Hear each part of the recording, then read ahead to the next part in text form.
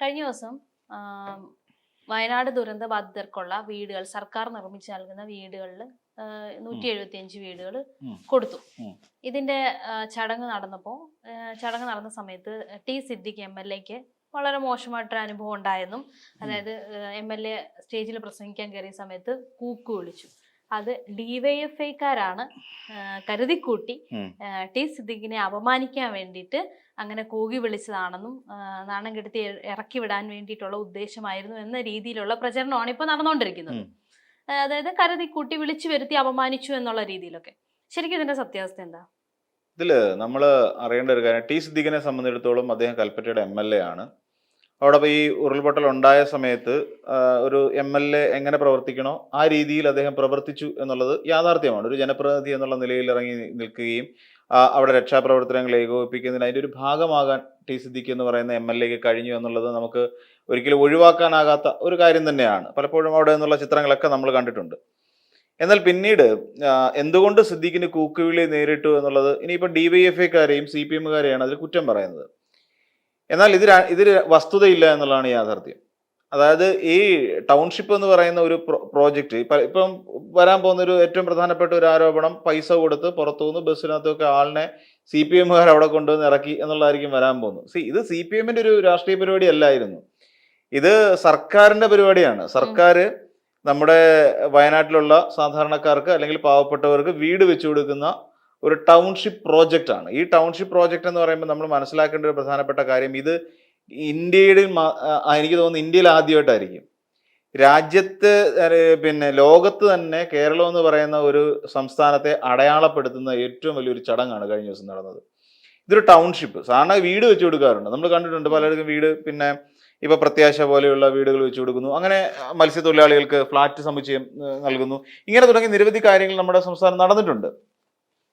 എന്നിരുന്നാൽ തന്നെയും ടൗൺഷിപ്പ് എന്ന് പറയുന്ന ഒരു പദ്ധതി ആദ്യമായിട്ടാണ്. അതുകൊണ്ട് തന്നെ കേരളത്തിന്റെ വിവിധ ഭാഗങ്ങളിൽ നിന്നുള്ള ആളുകൾ ഇത് എന്താണെന്ന് അറിയണമല്ലോ. ഇപ്പൊ നമുക്കറിയില്ല ഇതെന്താ സംഭവം, ഇതെന്തൊക്കെയാണ് ഈ ടൗൺഷിപ്പ് എന്ന് പറയുന്ന ഒരു സാധനം. അപ്പൊ ഇത് കാണാൻ വേണ്ടി കേരളത്തിന്റെ പല ഭാഗങ്ങളിൽ നിന്നും ആളുകൾ വന്നു എന്നുള്ളത് ഒരു യാഥാർത്ഥ്യമാണ്. അതിനകത്ത് നമുക്ക് ഒരിക്കലും അത് സർക്കാർ സ്പോൺസർഡ് അല്ലെങ്കിൽ ഈ പറയുന്ന പോലെ ഒരു CPM-ന്റെ ഒരു പ്രോഗ്രാമായിട്ട് നമുക്കതിനെ കാണാൻ കഴിയില്ല. അപ്പൊ അങ്ങനെ ആൾക്കാർ നിരന്തരം വരുന്നു, ആൾക്കാർ കൂടി നിൽക്കുന്നു. സിദ്ദിഖിന് കൂവി വിളിച്ചത് CPM-കാരല്ല, DYFI-ക്കാരും അല്ല. ഇപ്പം DYFI-യുടെ സംസ്ഥാന പ്രസിഡന്റ് വസീഫ്, അദ്ദേഹം അവിടെ ഈ ടി സിദ്ദിഖ് പ്രസംഗിക്കാൻ കയറിയപ്പോൾ മുതൽ കൂവൽ തുടങ്ങി. ആ കൂവൽ കേട്ടിട്ട് ഈ വസീഫും അതോടൊപ്പം അദ്ദേഹത്തിനോടൊപ്പം തന്നെ DYFI-യുടെ 1-2 പ്രവർത്തകരും കൂടി ആ സദസ്സിനിടയിലേക്ക് ഇറങ്ങി, ആൾക്കാർക്കിടയിലേക്ക് ഇറങ്ങിയിട്ട് നിങ്ങൾ കൂവാതിരിക്കൂ എന്ന് പറയുന്നുണ്ട്.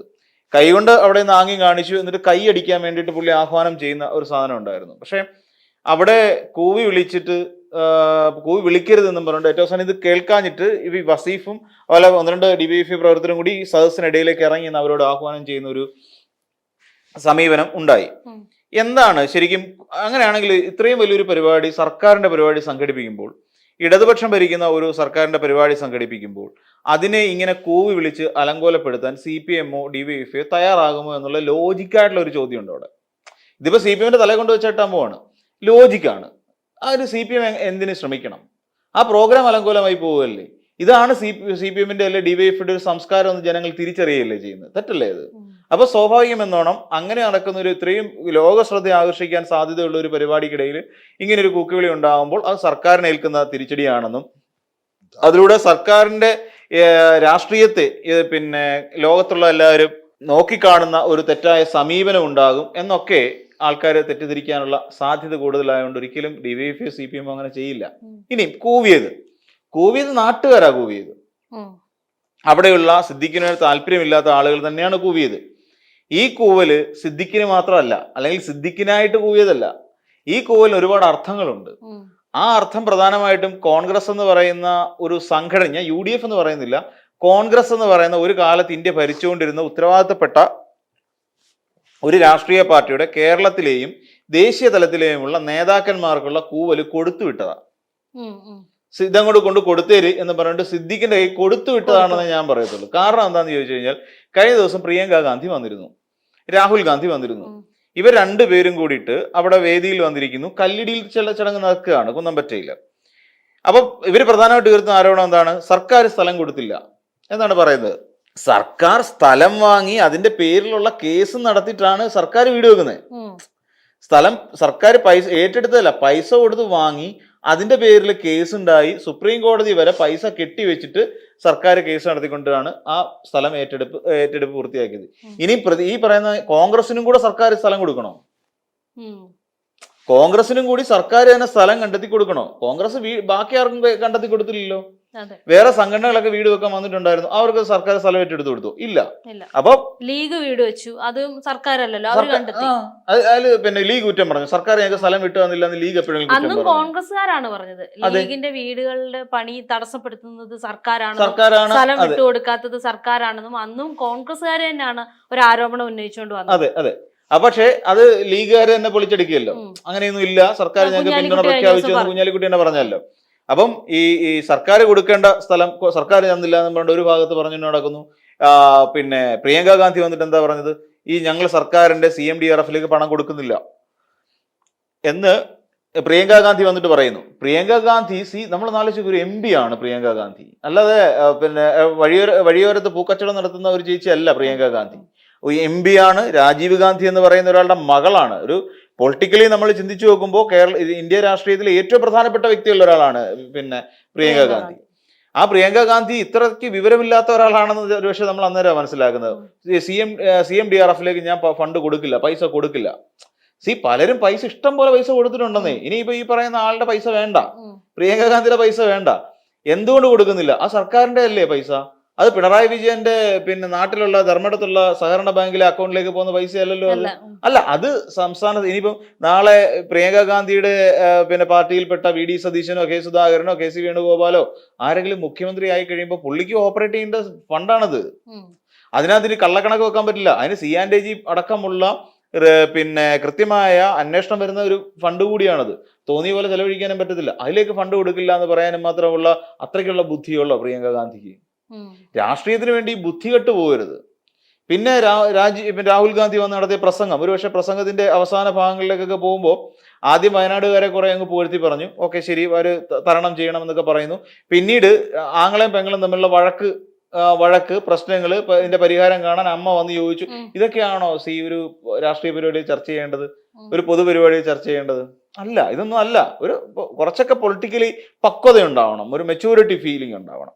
അപ്പൊ അതൊന്നും ചെയ്യാതെ ഇമാതിരി ജനങ്ങൾക്കിടയിൽ കുത്തിത്തിരിപ്പുണ്ടാക്കുന്ന ഇവർക്കുള്ള കൂവലാണ് ശരിക്കും പിന്നെ സിദ്ദിഖിന്റെ കൊടുത്തു വിട്ടത്. സിദ്ദിഖ് കൊണ്ട് കൊടുത്തിരിക്ക എന്ന് പറഞ്ഞതാണ്. ഈ VD സതീശൻ നാൽക്കുനാല് കള്ളം പറഞ്ഞു നടക്കാനുള്ള VD സതീശൻ ചെയ്യുന്നത്. ഇപ്പൊ കോൺഗ്രസ്സുകാർ പറയുന്നത് അങ്ങനല്ല. അവര് പറയുന്നത് DYFIക്കാരാണ് കൂക്കി വിളിച്ചതും. പിന്നെ അത് മാത്രമല്ല, ഈ പറയുന്നത് പോലെ സിദ്ദിഖിനെ എല്ലാ കാര്യത്തിലും, ചൂരൽമല മുണ്ടക്കൈ ദുരന്തം ഉണ്ടായ സമയത്ത് എല്ലാ കാര്യത്തിനും ഓടി വന്ന ഒരാള് സിദ്ദിഖാണ്. സിദ്ദിഖിനെ എന്നിട്ടും അപമാനിച്ചു. അതായത് കരഞ്ഞുകൊണ്ടാണ് സിദ്ദിഖ് അവിടെ നിന്ന് പോയത് എന്നാണ് കോൺഗ്രസ്സുകാരുടെ ആരോപണം. അത് ശരിയാണ്, കരഞ്ഞുകൊണ്ടായിരിക്കും പോയത്. കാര്യം സിദ്ദിഖ് അവിടെ വന്നിട്ടുണ്ടായിരുന്നു. പിന്നെ ഈ സിദ്ദിഖ് കാണിച്ചെല്ലാം പിന്നെ ഒരുമാതിരി തനി കോൺഗ്രസ്സുകാരനാവുമായിരുന്നു. സിദ്ദിഖ് വരുന്നു, ഇതിന്റെ ഏറ്റവും അവസാനം പൈസ കൊടുത്തില്ല എന്ന് പറയുന്ന ഒരു സാധനം വരുന്നു. കോൺഗ്രസ്സുകാരില് പൈസ ഇപ്പം ഈ പറയുന്ന പോലെ 1 മാസത്തെ ശമ്പളം നിങ്ങൾ കടമായി തരണം എന്ന് സർക്കാർ ആവശ്യപ്പെട്ടിട്ടുണ്ടായിരുന്നു. 1 മാസത്തെ ശമ്പളം സർക്കാർ ജീവനക്കാർ. അന്ന് കോൺഗ്രസ് അനുകൂല സംഘടന എന്താ ചെയ്ത്? ആ സർക്കുലർ കത്തിച്ചളയല്ലേ ചെയ്ത്? അല്ലാതെ പൈസ കൊടുക്കാൻ പറഞ്ഞു കോൺഗ്രസ് അനുകൂല സംഘടനകൾ? ഇല്ല. അവർക്കുള്ള മറുപടിയാണ് ഈ കൂവല്. സിദ്ദിഖ് പിന്നീട് അവിടെ കയറി വന്നിട്ട് സിദ്ദിഖ് അവസാനം ഇത് ഹൈജാക്ക് ചെയ്യാൻ ശ്രമിച്ചില്ലേ?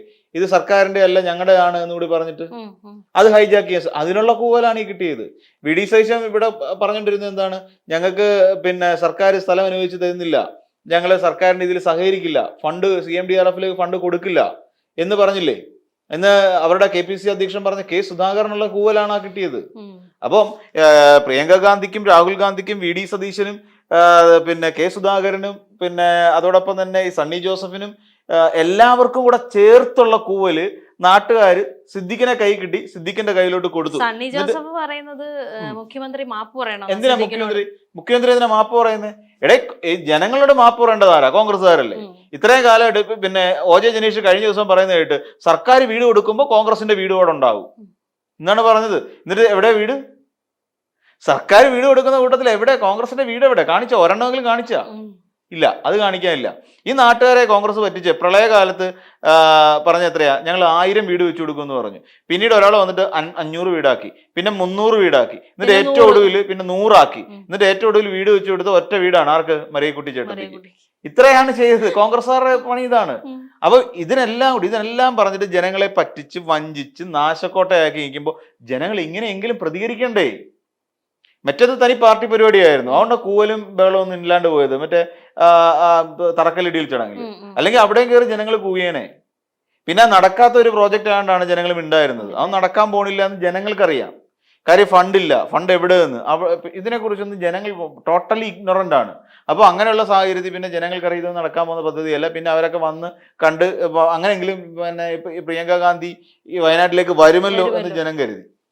അപ്പൊ ഇതിനകത്ത് സിദ്ദിഖ് വിഷമിക്കേണ്ട ആവശ്യമൊന്നുമില്ല.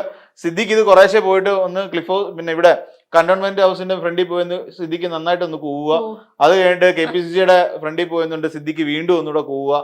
ഇത് കഴിഞ്ഞിട്ട് ഈ പറയുന്ന പോലെ പിന്നെ ഇവിടെ പോയിട്ട് എന്താ പറയാ, നമ്മുടെ കുമ്പക്കുടി തറവാട്ടി പോയെന്നുണ്ട്, അവിടെ നിന്ന് കൂവുക. ഇങ്ങനെ പലയിടത്ത്. പിന്നെ നേരെ ഡൽഹിയിൽ വിളിച്ചിട്ട് കൂവുക, സോണിയാഗാന്ധിയുടെ ജൻപത് ടണ്ണിൽ വിളിച്ചിട്ട് കൂവുക. ഇത്രയും ചെയ്താൽ മതി. അപ്പൊ എല്ലാവർക്കും കൊടുത്തു എന്ന് സിദ്ദിഖിന് ഒരു മനസ്സമാധാനമുണ്ട്. അപ്പൊ പിന്നെ KCM വിളിച്ചിട്ടൊന്ന് കൂവിക്കും. കാരണം ഇതെല്ലാം കൂടെ ആ കൂവല് കഴിയുമ്പോഴത്തേക്ക് കാര്യങ്ങളെല്ലാം ഏകദേശം തീർപ്പാവും. സിദ്ദിഖിന് സമാധാനമായിട്ട് കിടന്നുറങ്ങുകയും ചെയ്യാം എന്നുള്ളതാണ് ഇതിന്റെ ഒരു ഇത്.